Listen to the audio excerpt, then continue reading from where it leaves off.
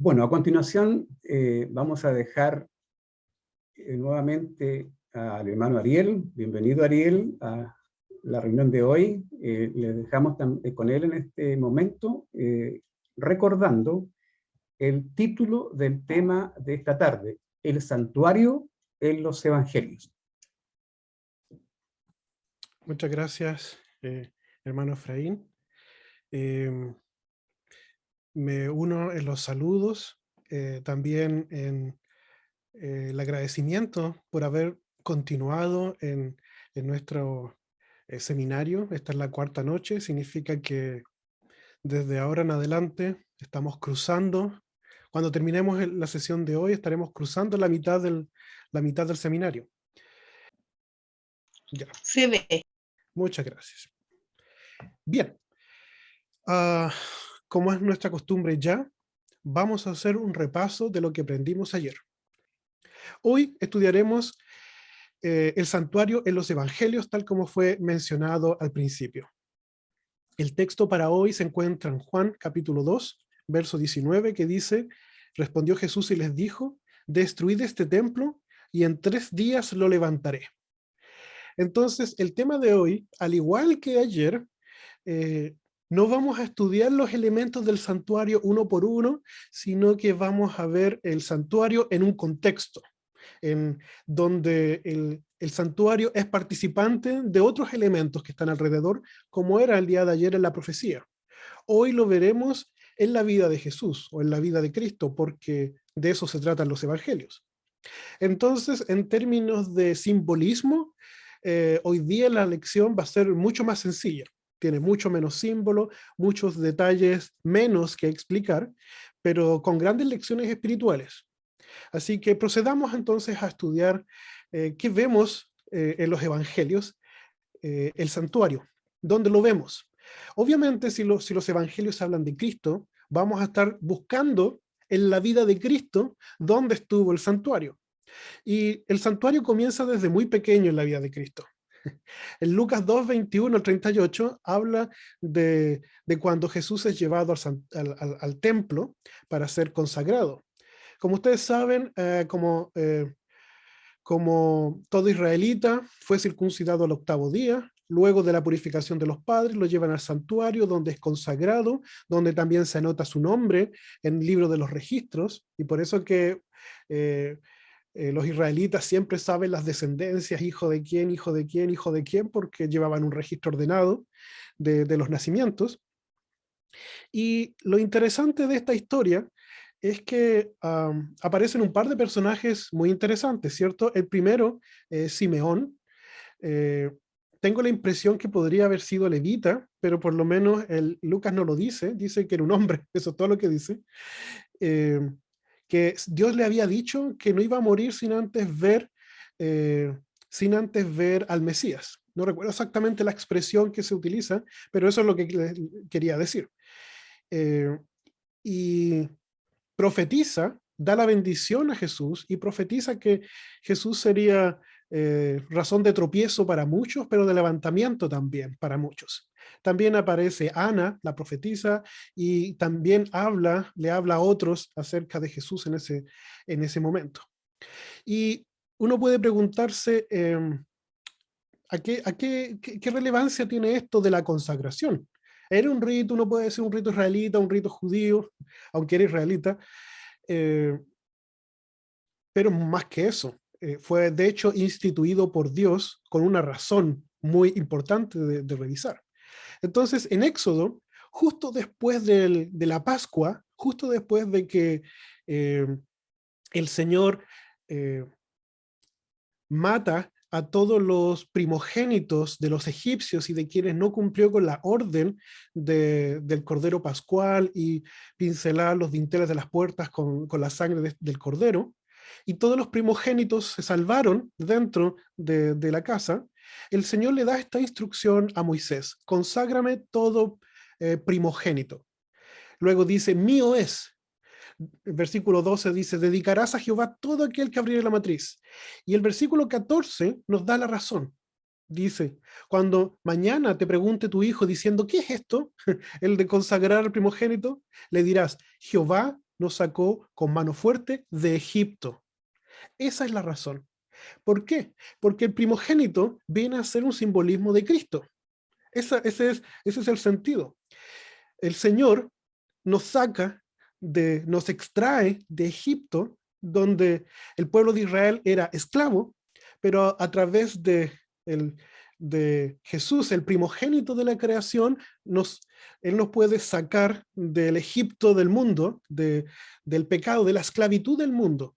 A propósito, Egipto es simbolismo de la mundanalidad, del amor al mundo y enemistad contra Dios. Recuerden ustedes que cuando Moisés se presenta ante Faraón a decirle, el Señor me ha dicho que quiere sacar a su pueblo, y Faraón dice, ¿quién es Dios para que yo le obedezca? Entonces, esa rebelión, esa soberbia frente a Dios es el reflejo de la mundanalidad y es símbolo en el contexto profético del mundo. Así que cuando vemos que los israelitas son sacados de Egipto, es lo mismo que nosotros siendo sacados del mundo. Y los israelitas eran esclavos y la palabra de Dios dice que nosotros somos esclavos del pecado. Entonces, el primogénito viene a significar la obra de Cristo. Entonces, este primogénito viene desde otro punto de vista a ser el cumplimiento de la profecía de Génesis 3:15, que dice de que la simiente de la mujer iba a derrotar a Satanás. Entonces, esa simiente es reflejada a través del primogénito. Entonces, este símbolo de que todas las familias tenían que consagrar el primogénito era un símbolo de estamos esperando al Mesías que nos va a librar del Egipto espiritual, del Egipto espiritual en ¿Pregunta? términos de pecado. Sí, pregunta, ¿y de dónde viene? Sí, se han escrito Tienen que algunos. mutearse. Fabián. Voy a mutear yo, ya. ¿En qué estábamos? Ok. En números, aquí es muy interesante porque en números el Señor hace la distinción de pasar de los primogénitos a los levitas. Fíjense que dice, yo he tomado a los levitas de entre los hijos de Israel en lugar de los primogénitos. Entonces dice, serán pues míos los levitas. Y después al final del versículo 13, no, al medio del versículo 13 dice, santifiqué para mí a todos los primogénitos de Israel. Entonces, esto se junta con lo que estudiamos los días anteriores. ¿Se acuerdan? De que el levita tenía que tener una vida santa, una vida consagrada. ¿Por qué? Porque su obra y su vida iba a representar al Mesías. Entonces, cuando el Señor toma a los levitas aparte para servirle específicamente en el servicio del santuario, Él está diciendo ese simbolismo que había en los primogénitos se traspasa también para los levitas. Entonces, los levitas también van a ser símbolos del Mesías. ¿Ok? Eso es lo que estamos viendo desde el inicio del servicio del santuario. Bien, esa es la razón por la cual Jesús llegó de bebé, de pequeño, a ser consagrado, porque era primogénito y esa consagración se hacía significativa en su vida, porque él no era cualquier primogénito, era primogénito de María y primogénito también de la creación. Pasó el tiempo, sabemos que Jesús niño fue también al templo, y me gusta mucho este versículo porque nos entrega una luz interesante acerca de la mentalidad de Jesús. Lucas 2 me refiero. Dice, y aconteció que 3 días después le hallaron en el templo a Jesús, sentado en medio de los doctores de la ley, oyéndoles y preguntándoles. Y todos los que le oían se maravillaban de su inteligencia, fíjense en esto, y de sus respuestas. Así que Jesús escuchaba a los doctores de la ley, pero no en forma pasiva. Jesús intervenía y Jesús respondía a preguntas. Y estas preguntas no simplemente eran buenas, estas preguntas maravillaban a quienes los escuchaban, lo que significa que Jesús tenía una comprensión cabal del plan de salvación, un entendimiento profundo de la obra de redención, que era la base de la enseñanza israelita, la venida del Mesías y cuál era el objetivo de lo que tenía que hacer el Mesías.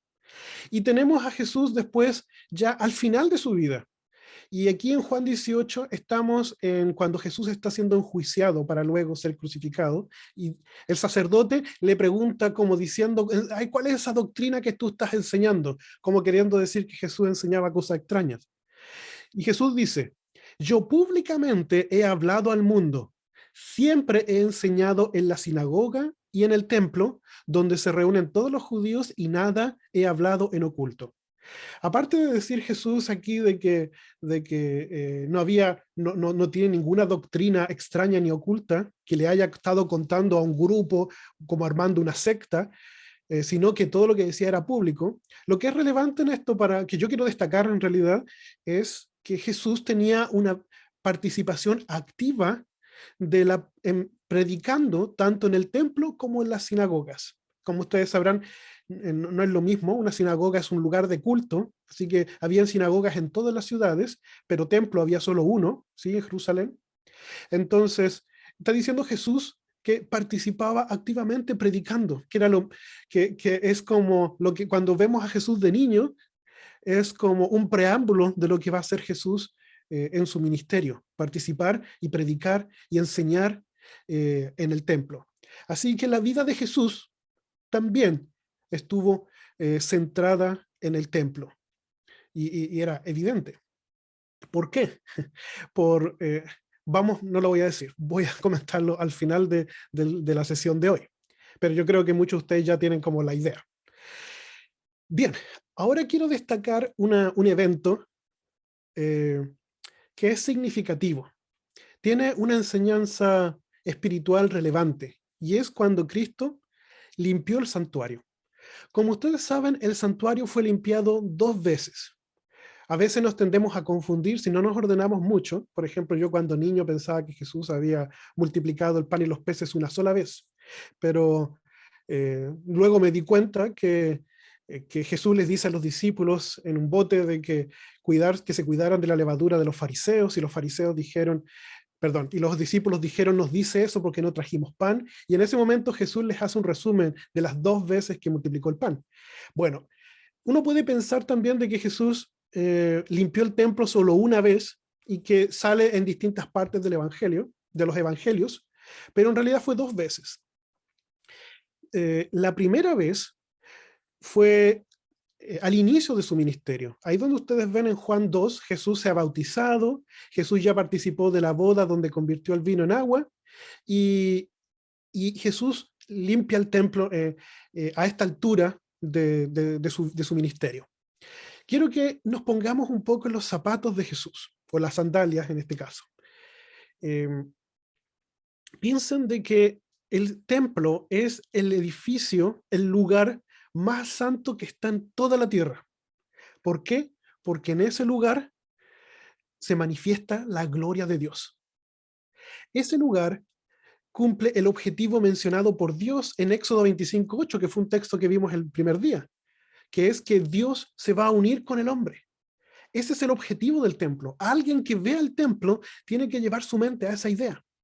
Vimos también el primer día cuando David dijo que él quería estar en la casa de Jehová para inquirir, para aprender, pero también para ver la hermosura de Jehová. Y vimos que esa hermosura era el plan de salvación.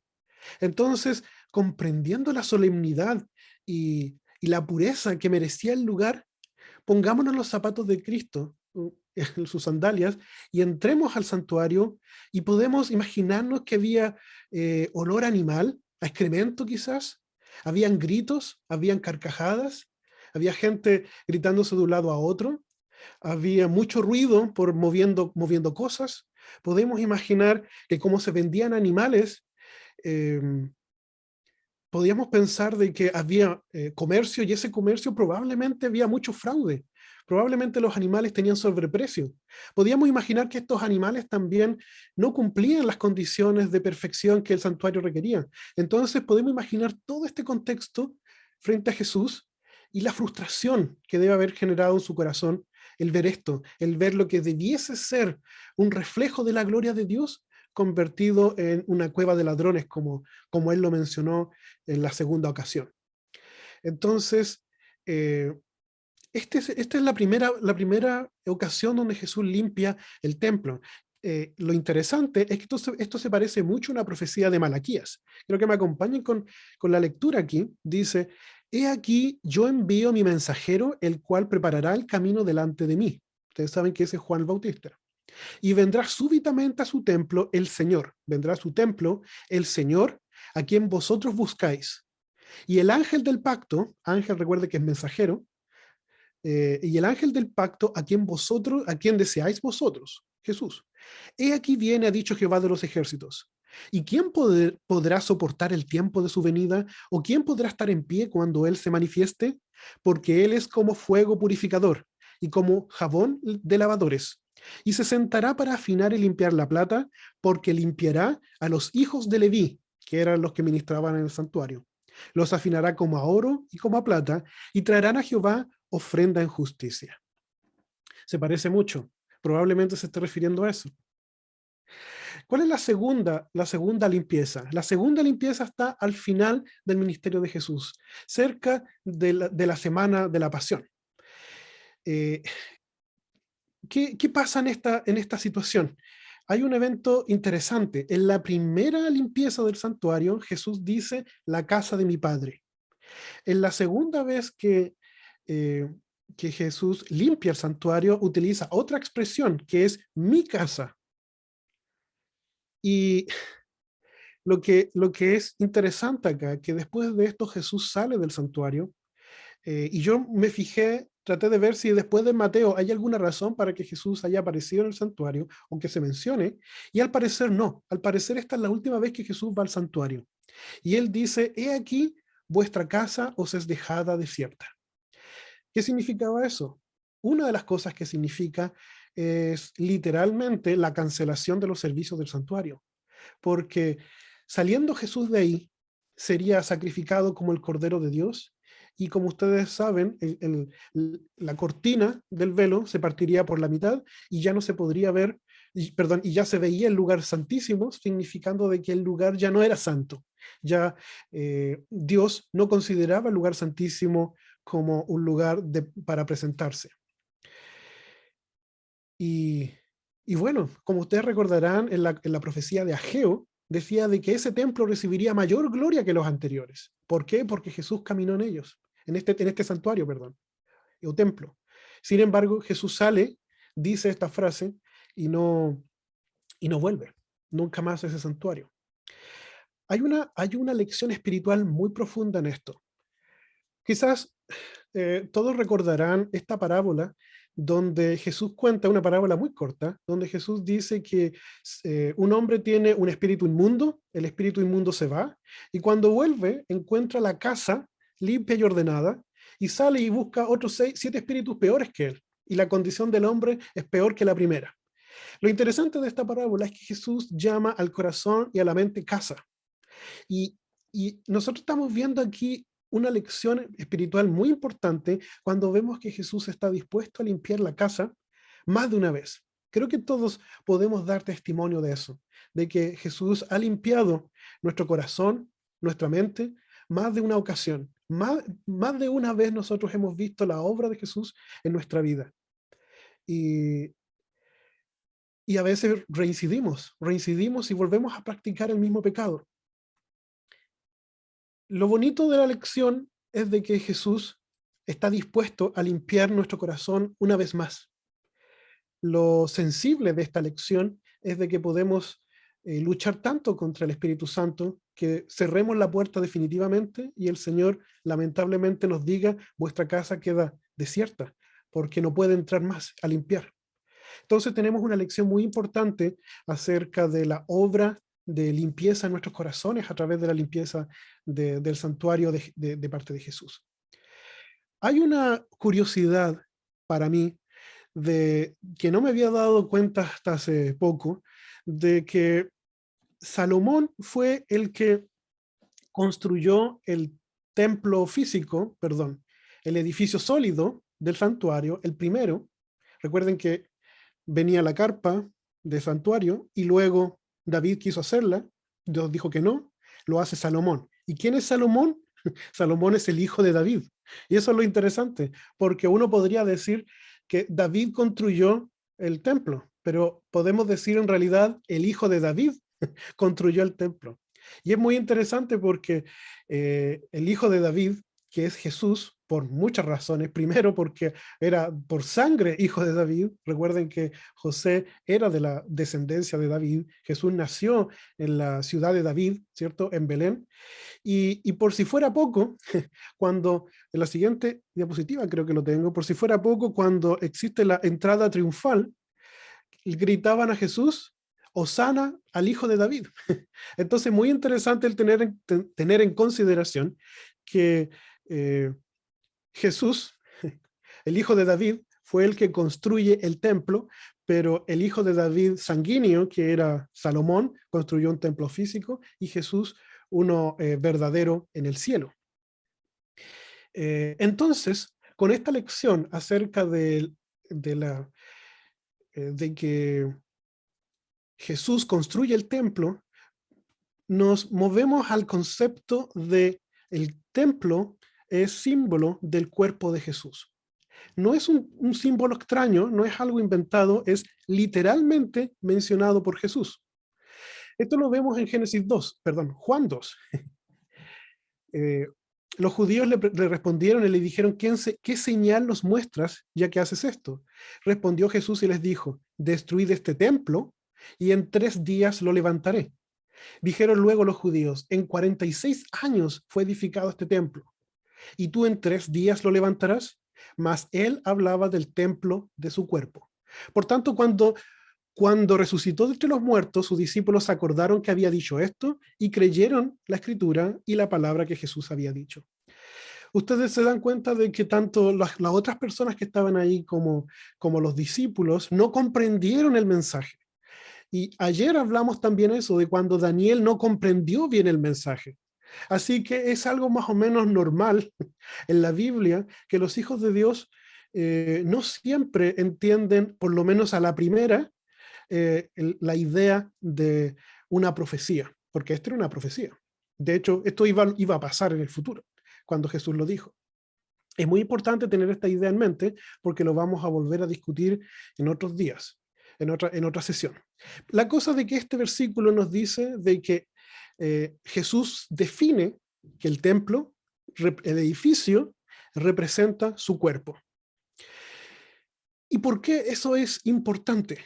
Porque si el objetivo del templo era unir a Dios con los hombres, entonces el templo tendría que representar a Dios, así que el cuerpo de Jesús tenía que reflejar ¿a quién? A su Padre. Y así lo vemos, por ejemplo, cuando Juan introduce a Jesús y habla de que el verbo fue hecho carne, y dice, vimos su gloria, gloria como el unigénito del Padre. Y además, cuando le dice a Felipe en su incredulidad, o en su pregunta, muéstranos al Padre, dice, el que me ha visto al Padre. En otras palabras, el objetivo del templo, de que Dios iba a habitar con el pueblo, se cumplía en el cuerpo de Cristo, porque quien había visto a Cristo había visto al Padre. Entonces, se puede decir de que cuando Jesús caminaba por las calles de Jerusalén, cuando la gente se encontraba con Jesús, era el Padre el que estaba acercándose a la humanidad, gracias a Jesús. Estaba Jesús siendo nuevamente con los conceptos que aprendimos los otros días. Jesús estaba haciendo el puente. Jesús estaba haciendo la escalera que unía el cielo con la tierra. Y como no puede quedar de lado, Pablo hace un llamado espiritual.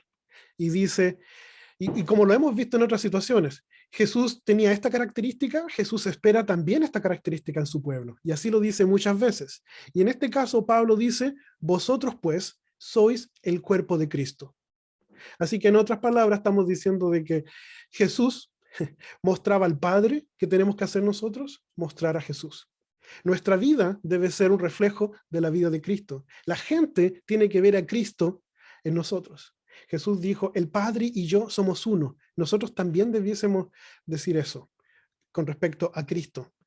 Eso es un solemne llamado a vivir una vida de relación con Jesús.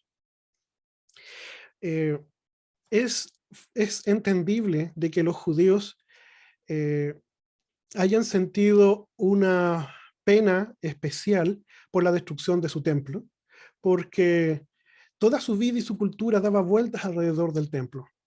Así que estas palabras de Pablo a los hebreos tienen mucho sentido cuando él les dice que tenemos al tal sumo sacerdote, el cual se sentó a la diestra del trono de la majestad de los cielos, ministro del santuario, y de aquel verdadero tabernáculo que levantó el Señor y no el hombre.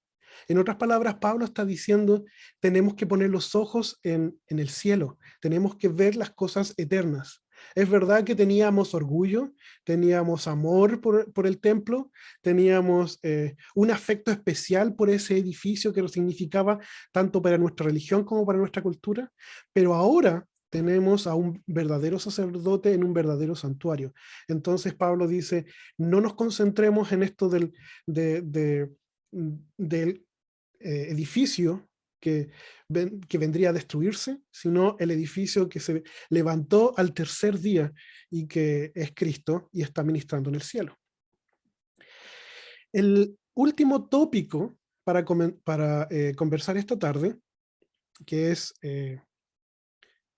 Mateo 24, este es el último tópico que revisamos ahora, es la última vez que vemos a Jesús teniendo un tema relacionado con el santuario.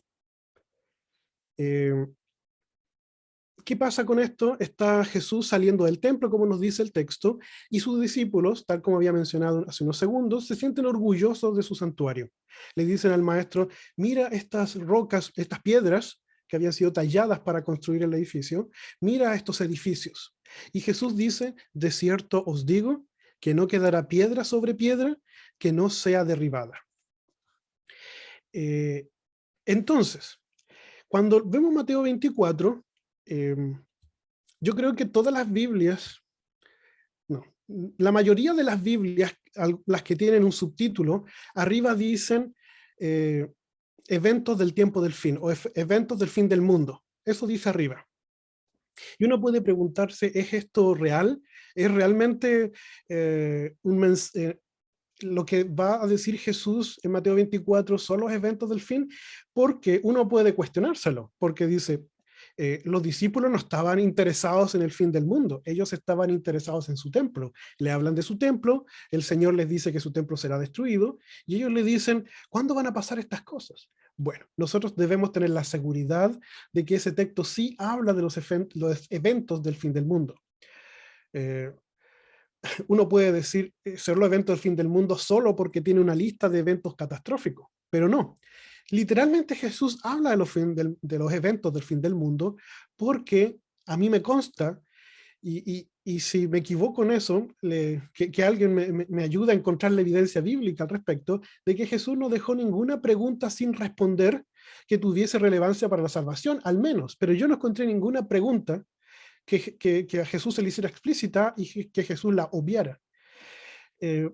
Y lo que hacen los discípulos fue realmente preguntarle por dos cosas distintas, ¿cierto? Quiero que revisemos el versículo y le dicen, dinos, ¿cuándo serán estas cosas que Jesús les había dicho sobre la destrucción del templo? ¿Y qué señal habrá de tu venida y del fin del siglo? Algunas Biblias dicen siglo, otra mundo, porque es la palabra con la misma raíz. ¿Sí? Ustedes saben que cuando uno dice cosas del mundo, uno dice seculares, y es la misma palabra secular para siglo. Bueno, la cosa es de que los discípulos están preguntando dos cosas distintas. ¿Cuándo se destruye el templo y cuándo es el fin del mundo? Y ellos creen que es una sola pregunta. En la mente de ellos, el templo sería destruido, tan magnífico templo, sería solamente destruido en el fin del mundo. Entonces ellos creían que era una pregunta única. Y aquí es donde la maravillosa sabiduría de Dios se expresa a través de la respuesta a esta pregunta. Porque Jesús responde las dos preguntas. Jesús responde la destrucción del templo y responde sobre las señales del fin del mundo en los mismos versículos. Y por eso que tiene un rol relevante el santuario. ¿Por qué? Porque Jesús utiliza la destrucción del santuario como ejemplo de los eventos del fin del mundo. Entonces Jesús va a utilizar de nuevo al santuario, pero como un gancho para explicar los eventos del fin del mundo. Ahora nosotros como hijos de Dios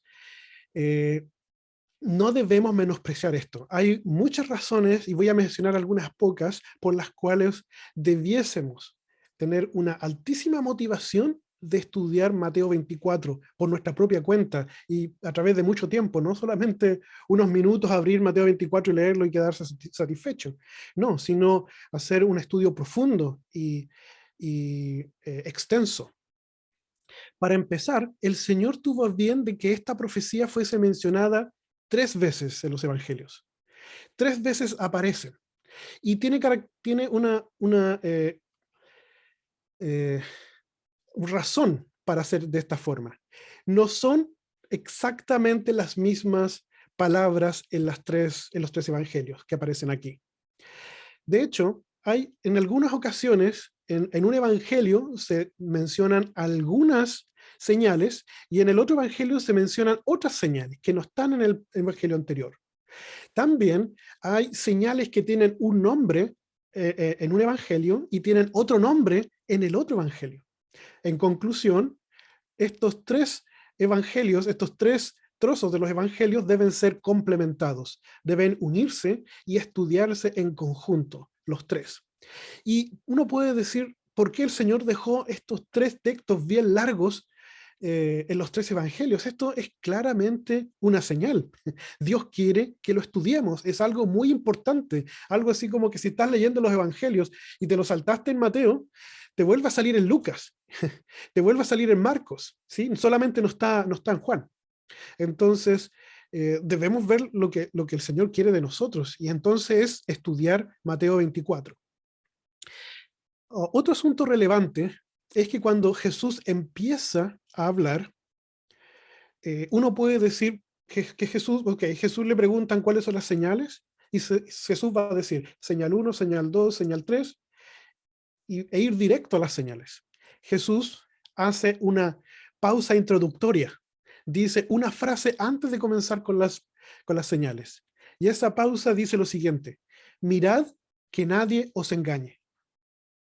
En otras palabras, cuando Jesús quiere advertir a sus discípulos para que estén preparados para la destrucción del templo, y quiere que las personas que van a estar viviendo para el fin del mundo estén preparadas, lo primero que viene a la mente de Jesús es de que su pueblo esté preparado para no ser engañado. Y eso es muy importante. Habíamos quedado de que el Señor junta la respuesta de la destrucción del templo con el fin del mundo. Significa de que es una profecía con doble aplicación. En otras palabras, se aplica para los discípulos en esa época y se aplica para nosotros que vivimos en el tiempo del fin del mundo. ¿Ok? Entonces, nosotros a través de Pablo podemos ver de que en esa época hubo falsos cristos, falsos profetas, falsos maestros, aparece el anticristo, y si existió eso para la aplicación de ellos, de los discípulos, en la época de la destrucción del templo, entonces nosotros debemos entender que para el tiempo del fin también eso debe ocurrir.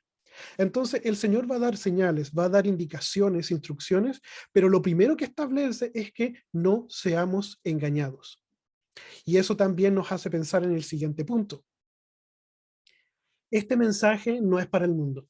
Este mensaje no va dirigido a las personas que no han aceptado la muerte sustitutiva de Cristo. No va para las personas que no están pensando en hacer la voluntad de Dios. Este mensaje está dirigido a quienes nos hemos convertido en sus discípulos, en quienes hemos dicho, quiero caminar al lado de Cristo. Entonces Cristo, con su amor, nos mira y nos dice, tú que vives en el tiempo del fin, mirad que nadie te engañe. ¿Y para eso qué hay que hacer? Para eso hay que estudiar la Biblia. Para eso hay que estudiar más Mateo 24 y los otros evangelios que hablan acerca del mismo tópico. Entonces, aquí hay un llamado muy importante que se nos está haciendo a nosotros. Y para ver la última idea del tópico de Mateo 24, quiero hablar de una señal en particular. ¿Cuándo iba a pasar esto a propósito de la destrucción del templo? Quizás debo dar un poco de idea. Los romanos vinieron a sitiar Jerusalén. Jerusalén estaba sitiado y estaban pasando penurias. Esto fue aproximadamente 70 años después de la muerte de Cristo. Y en esta condición, ellos estaban condenados a muerte ahí dentro. Bueno, Jesús, cuando habló con los discípulos en Mateo 24, les dio las instrucciones y les dijo, este templo va a ser destruido, no va a quedar piedra sobre piedra. Pero les dijo que un poder iba a intentar destruirlos, y no una destrucción espiritual, sino una destrucción física. Este poder intentaría destruirlos, pero Dios iba a dar una solución, una salida, una ventana, y les iba a decir que iba a darles una señal para que ellos pudieran identificar la ventana para poder escapar de este poder que quería destruirlos, que en este contexto es Roma. Y eso fue literalmente lo que pasó. Por una razón que no se explicara a los judíos, Roma se fue, dejó de sitiar. Hubieron unos de los judíos que salieron detrás a ver si habían dejado despojos o a ver hasta dónde habían ido. Otros se quedaron en casa felices, pero los que habían escuchado la instrucción de Jesús, lo que nosotros leemos en Mateo 24, huyeron. Y todos ellos se salvaron, porque después vino Roma nuevamente, volvió a sitiar la ciudad, y la destrucción fue horrorosa. Se destruyó absolutamente todo y murieron todos. Así de drástico fue. Entonces, si esa es una profecía con doble aplicación, nosotros debemos creer también de que va a haber un poder que va a intentar destruir al pueblo de Dios. Y esta destrucción no es espiritual, sino física. Y que el Señor iba a dar una ventana para liberarnos de esta destrucción. Y que además tendría que darnos una señal para poder identificar esa señal. Para identificar esa ventana y poder escapar de la destrucción física. Eso queda explicado con un amplio estudio de Apocalipsis, lo cual también es muy interesante. Entonces, en general, amigos y hermanos, hemos revisado hoy desde el nacimiento de Jesús hasta Mateo 24, cómo Jesús se relacionó. Vimos algunas lecciones espirituales. Probablemente existen muchísimas más que no las pude yo ver, o que todavía no las hemos conocido.